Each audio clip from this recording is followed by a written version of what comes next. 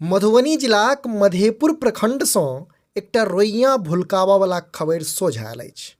खबरि एहन जे देखला सुनलाक बाद संभव छै जे अहाँ विचलित भऽ जाय।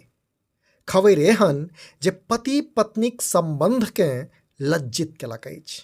खबरि एहन जे मानवताकेँ कलंकित केलक अछि।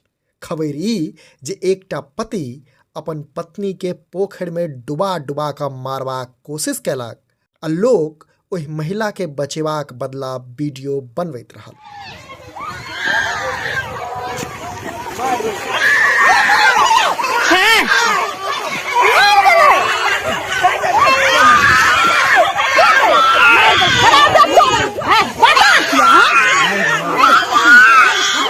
वीडियो ब्लर कयल गेल अछि से जानि बुझि कऽ, कारण ई भयान दृश्य ने अहाँ देख सकब आ ने हम देखा सकब। घटना मधेपुर थाना क्षेत्रक सुंदर विराजित गामक अछि आ बीतल सोम दिनक बताओल जा रहलैए। आरोप छै जे पीड़िताक पति अपन माय अर्थात पीड़िताक साउस द्वारा उकसेला पर एहि तरहक कृत्य केलक अछि।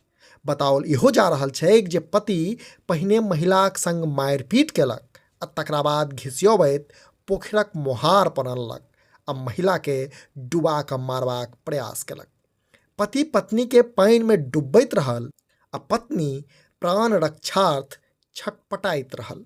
मुदा आश्चर्यक गप ई छै जे ई घटना के रोकबाक बदला उपस्थित लोग मानवता के तख्खा पर राखि मोबाइल में वीडियो बनबैत देखल गेला। ओ तऽ भगवानक रक्ष रहल जे तखनहि एकटा बूढ़ महिला एहि घटना के रोकबाक पहल करैत अछि आ पीड़िताक जान बचि जाइ छै। टटका अपडेट ई छै जे पीड़िता पतिक खिलाफ थाना में शिकायत दर्ज करवा चुकल अछि आ पुलिस मामला में कार्रवाई करैत पति के गिरफ्तार कर न्यायिक हिरासत में पठा देलक अछि। अपने लोकनि समधिया देख रहल छी। जँ ई वीडियो फेसबुक पर देख रहल छी तऽ हमर सबक पेज के फॉलो करी। जँ यूट्यूब पर देख रहल छी तऽ चैनल के सब्सक्राइब करैत जाय।